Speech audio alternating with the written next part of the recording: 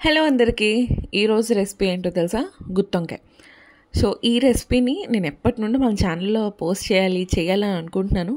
కానీ నాకు one thing అంటే మనం ఏదైనా ఒక రెసిపీ చేసేటప్పుడు అది దానికి తగ్గట్టు ఇంగ్రీడియంట్స్ ఉంటేనే చేయాలి అని ఒక ఇది అనమాట.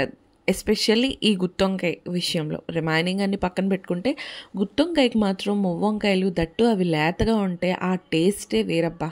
మీరు కూడా ట్రై చేయండి, లేత వంకాయలతో మాత్రం పర్ఫెక్ట్ వస్తుంది. అండ్ ప్రొసీజర్లోకి వెళ్ళిపోతే చాలామంది దీన్ని వాళ్ళకి నచ్చినట్టు అండ్ కొంతమంది కొన్ని విధాలుగా చేస్తారు. ఇది కంప్లీట్లీ నేనైతే మా ఇంట్లో అయితే ఎలా ప్రిపేర్ చేస్తాననే రెసిపీ.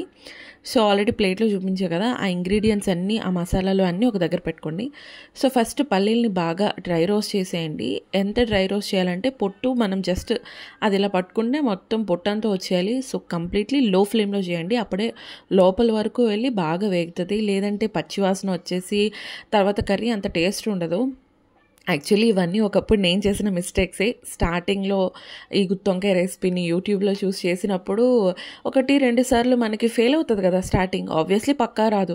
అరే ఏంటి ఇలా వస్తుంది, వాళ్ళు చూస్తే అంత బాగుంటుంది, ఇదేంటి ఇలా అని చెప్పి తర్వాత after doing many times I got to know okay మనం ఇక్కడిక్కడ మిస్టేక్స్ చేస్తున్నామని. సో అలా ఆ తర్వాత అండ్ రెసిపీలోకి వెళ్ళిపోతే అన్నీ డ్రై రోస్ట్ చేసేసుకోండి. లైక్ ధనియాలు, లవంగీలు, చెక్క, తర్వాత జీలకర్ర, లాస్ట్లో కొంచెం కొబ్బరి తురుము, ఎండు కొబ్బరి ఉంటే ఓకే, లేదు అంటే పచ్చి కొబ్బరి ఉంటుంది కదా, దాన్ని డ్రై రోస్ట్ చేసుకోండి.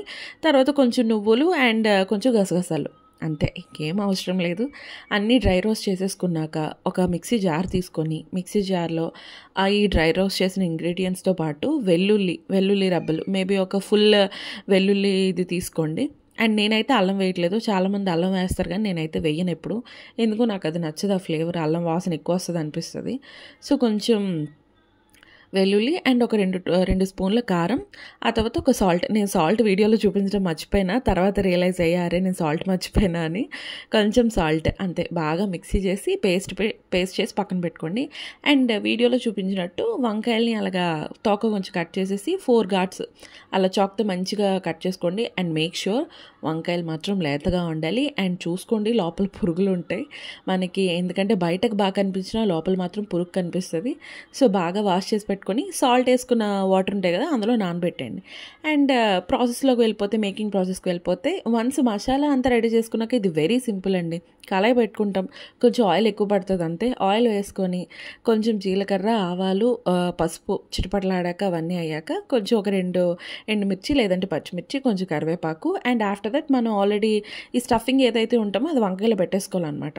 ఆ వంకాయల్ని కూడా అందులో వేసేసి కాసేపు మీద కొంచెం సాల్ట్ స్ప్రింకిల్ చేసి ఒక 5 మినిట్స్ సిమ్మర్లో మూత పెట్టి ఉంచాక కొంచెం వంకాయలు మగ్గుతాయి కొంచెం.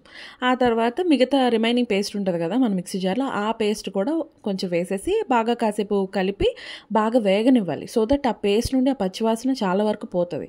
ఆ తర్వాత ఇంకేముంది, దానికి తగ్గట్టు కొంచెం వాటర్, మన వంకాయలు మునిగేంత వాటర్, కొంచెం పులుపు అంటే ఒక చిన్న నిమ్మకాయ సైజ్ అంత ఇది ఉంటుంది కదా చింతపండు, దాన్ని పిడుచుకొని వచ్చిన పులుపు వేసేయండి. అండ్ అంతే, ఉప్పు కారం అడ్జస్ట్ చేసేసుకున్నాక యమ్మీగా గుత్తొంకాయ రెడీ అయిపోద్ది. మీరు నిజంగా నమ్మరు, ఈ రెసిపీ అంతా నేను నియర్లీ ఒక 30 మినిట్స్లో చేసేసానేమో.